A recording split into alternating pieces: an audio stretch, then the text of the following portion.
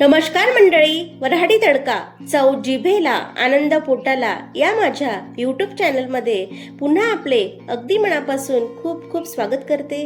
आज आपण बघणार आहोत श्रावण सोमवार उपवास स्पेशल झटपट तयार होणारे भगरीचे आप्पे।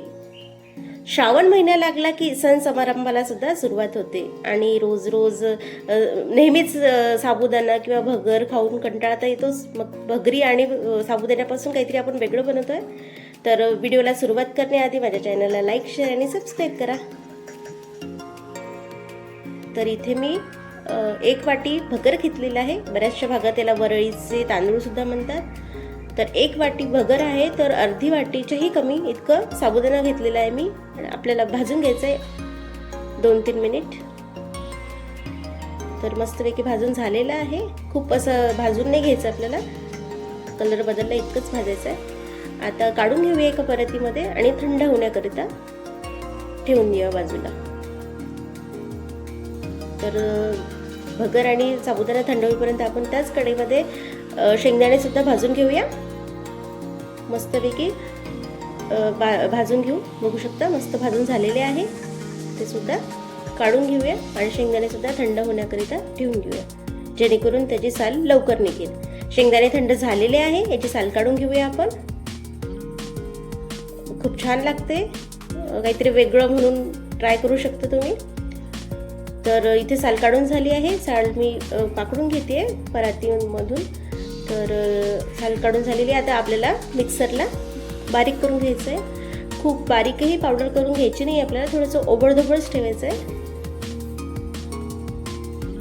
तर असे जाडसर मी वाटून घेतलेले आहे मिक्सरमध्ये। तर आता त्याच मिक्सरमध्ये आपल्याला साबुदाणा आणि भगर थंड झालेली आहे ते सुद्धा मस्तपैकी रवाळ असं बारीक करून घ्यायचं आहे। तर बघू शकता मस्त रवा जो असतो ना तशा प्रकारे झालेला आहे। इथे मी 1 वाटी आंबट दही घेतलेलं आहे। दह्यामुळे चव खूप छान लागते।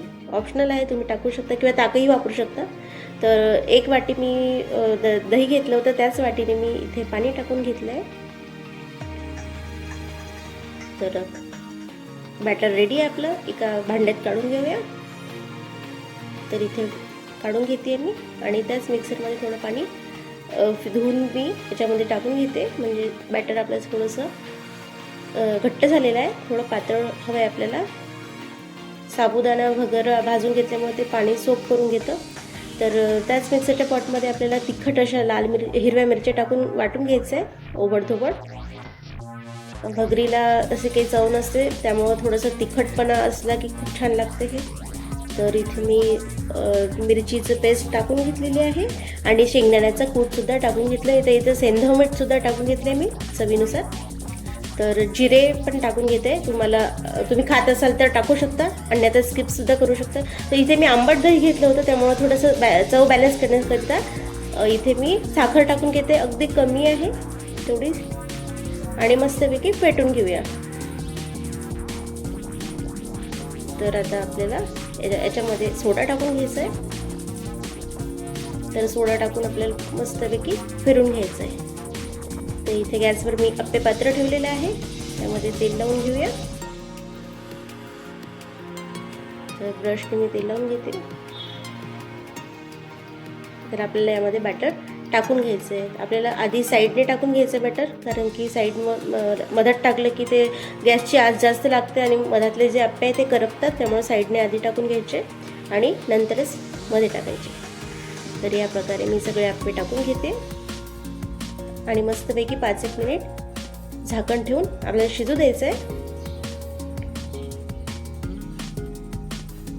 तर 5 मिनिटानंतर बघू शकता एक बाजू झालेली आहे, काढून घेऊया, पलटून घेऊ आणि दुसऱ्या बाजूने सुद्धा शिजू देऊया। तर इथे मी सगळे पलटून घेते आणि अजून त्या साईडने दुसऱ्या बाजूने पण शिजून देणार आहे। तर आता इथे आपले शिजून झाले, दोन्ही साईडने काढून घेऊया। तर इथे मी सगळे आप्पे काढून घेतलेले आहे। तर आपल्याला आप्पे खाण्यासाठी, आप्पे सोबत खाण्यासाठी आपल्याला इथे शेंगदाण्याची आमटी करून घ्यायची आहे। तर इथे मी शेंगदाणे टाकलेले आहे, त्यामध्ये हिरव्या मिरच्या 2-3 आणि वाटण करून घ्यायचं आपल्याला. आधी मी पाणी न टाकता फिरून घेतलं आहे, आता पाणी टाकून फिरून घेऊया. तर आता इथे गॅसवर कढई ठेवून घेतलेली आहे, आपल्याला आमटीला तडका द्यायचा आहे. तर इथे गॅसमध्ये कढईमध्ये तेल टाकून घेतलेलं आहे. तेल छान गरम झालेलं आहे. जिरं टाकून घेतलं आहे. जिरं मस्तपैकी फुललेलं आहे. तर आपल्याला शेंगदाण्याचं जे वाटण तयार केलं होतं ते टाकून घेऊया. चवीनुसार मीठ आणि गरजेनुसार पाणी. तर मस्तपैकी उकळी काढून घेऊ. उकळी आलेली आहे. तर आपले अप्पे आणि शेंगदाण्याची आमटी रेडी आहे, एकदम झटपट होणारी.